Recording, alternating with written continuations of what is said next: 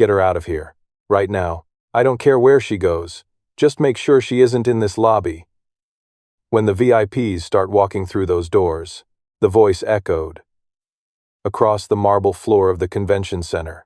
It belonged to the regional director, a man in a $3,000 suit who was currently losing his mind, over an elderly woman sitting on a bench. She looked like she had just wandered in from the freezing rain. Frozen rain. She looked like she had just wandered in. Her clothes were damp, her hair was a mess, and her hands were trembling.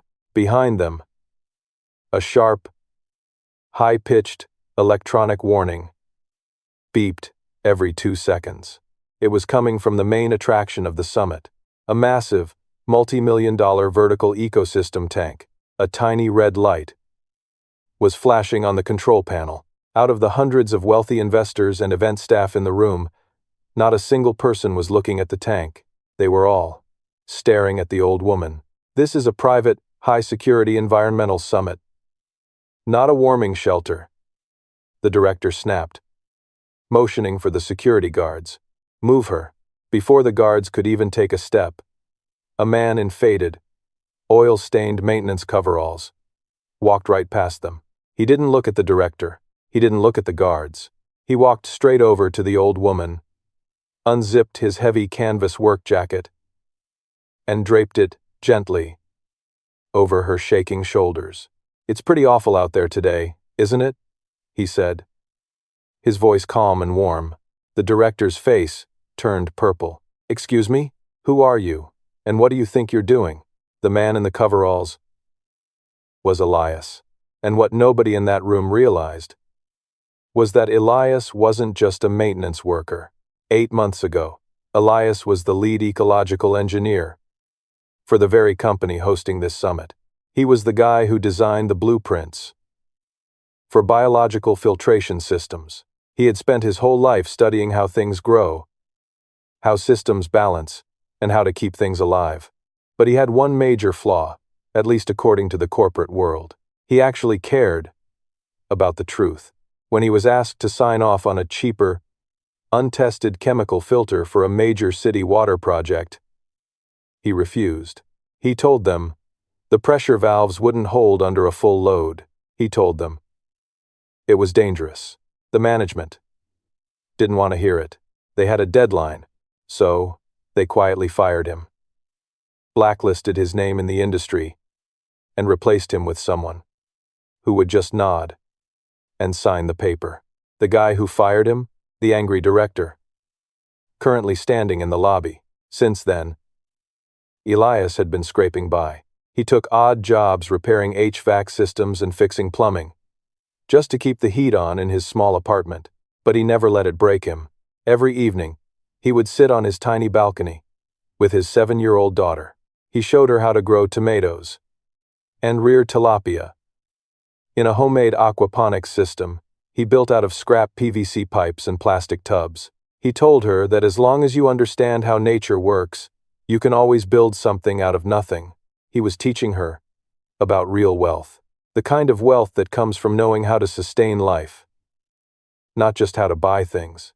Greatness isn't about never falling down. It's about how you choose to stand back up when the world expects you to stay on the ground. If you believe that human decency is an asset that no one can ever strip away from you, do me a favor. Scroll down and comment, "I choose kindness." Back in the lobby, the director finally recognized Elias. A cruel, mocking smile spread across his face. Well, Elias, I see you've finally found a job that suits your skill level, sweeping floors and handing out jackets to vagrants. Elias just smiled. He didn't yell. He didn't defend his ego. He reached into his lunch cooler and pulled out a small thermos of hot chamomile tea and a plastic container holding a simple homemade sandwich. His daughter had packed it for him that morning. He opened the thermos, poured a steaming cup, and handed it to the old woman. "Drink this slowly," Elias told her. "It'll help warm you up from the inside." The woman looked up at him. Her eyes were sharp, observing every single detail. But she didn't say a word. She just took the cup with both hands and took a slow sip.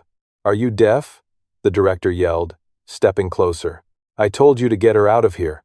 And you're fired from whatever contracting crew dragged you in here. Get your tools and get out." Elias finally turned to look at him, but he wasn't looking at the director's face. He was looking over the man's shoulder, straight at the massive ecosystem tank. The beeping had stopped. That wasn't a good thing. It meant the system had bypassed the initial warning phase. A thick, milky white foam was rapidly forming at the top of the tank, spilling over the edges and hissing as it hit the marble floor. The smell of raw ozone and ammonia suddenly hit the air. The director spun around, his confidence instantly evaporating. "What is that? Why is it doing that? Fix it!" he screamed at a group of panicked event technicians. "Sir, the main pump is failing. The pressure is spiking in the chemical filtration unit." One of the techs yelled back, frantically typing on a tablet. "Then reboot it, shut the whole thing down, and restart the main sequence," the director ordered. Elias took one step forward. "If you reboot that system right, you're going to dump 200 gallons of concentrated biosolvent directly into this lobby." "Shut up. You're a glorified janitor," the director shouted. "Do it. Reboot the system." The technician's finger hovered over the master override button. There are moments in life that test absolutely everything you are.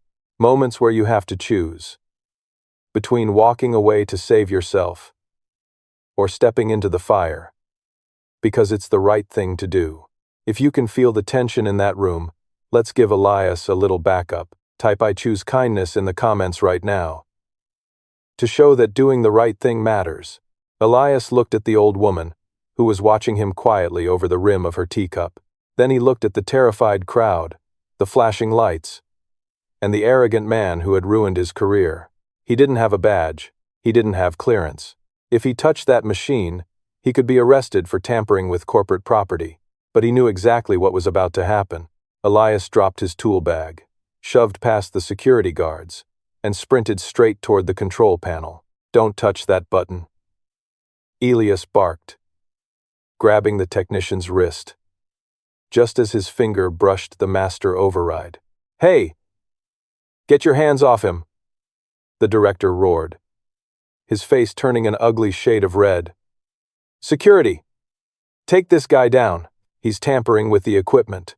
Two heavy-set guards lunged forward, but Elias didn't even flinch.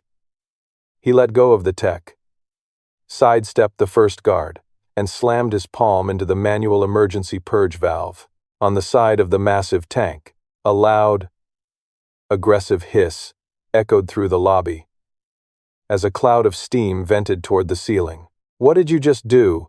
the director panicked, backing away, as if the glass were going to shatter into a million pieces. "I bypassed the digital reboot," Elias said, his voice surprisingly calm as he kept his hand firmly on the heavy steel lever. "The chemical filters you installed are completely dissolving. They can't handle the biological load.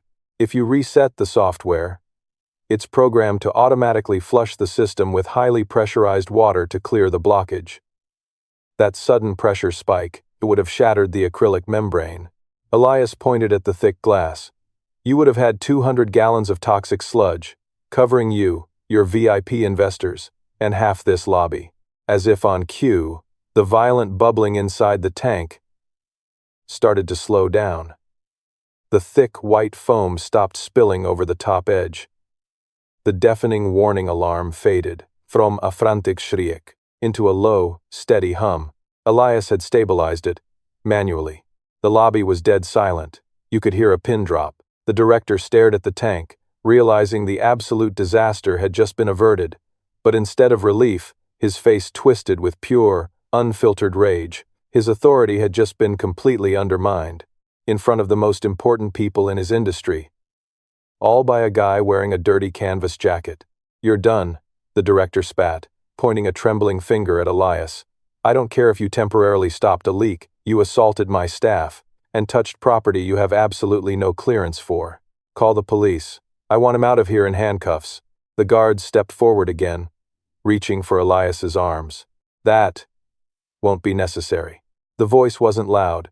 It wasn't screaming or angry, but it carried a quiet, undeniable weight that made every single person in the room freeze in their tracks. The elderly woman, still wrapped warmly in Elias's oversized work jacket, slowly stood up from the bench. She placed the empty plastic thermos cup neatly on the small glass table beside her. The director spun around, his patience completely gone. "I told you to get her out of here. Why is this vagrant still inside my building?" The woman didn't even look at him. She looked straight at Elias. "You knew exactly what the digital reboot would do to the primary membrane," she said quietly. "How?" Elias looked at her, wiping a streak of chemical residue off his hands with an old rag. "Because I wrote the original operating manual for that exact ecosystem 3 years ago. I designed the biological filtration protocols." The director let out a loud, forced laugh that echoed awkwardly in the quiet room. "Oh, this is rich. You designed it? You're a disgraced, fired maintenance guy who couldn't even handle a regional water project." "He didn't handle it," the old woman interrupted, her eyes finally shifting to pierce right through the director, "because he bravely refused to sign off on the cheaper, uncertified chemical filters you secretly bought from a third-party vendor, just to pad your quarterly budget." The director's smug smile vanished instantly. The color drained completely from his face, leaving him looking like he had just seen a ghost.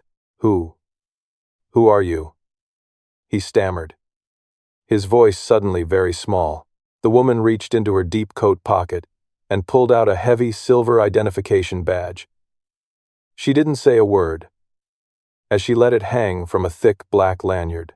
The logo etched into the silver badge was the exact same one printed on the massive banners hanging across the convention center.